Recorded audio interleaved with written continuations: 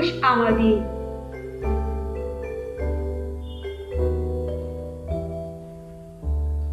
प्यारे बच्चों, आज हम सीखेंगे चीजों की आवाजें जमात दुआम।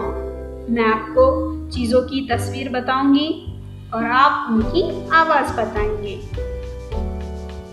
ढोल की आवाज धम धम। डमरू की आवाज डम डम। घड़ी की आवाज टिक टिक। घंटी की आवाज टन टन। टेलीफोन की आवाज ट्रिन ट्रिन। पायल की आवाज छम छम।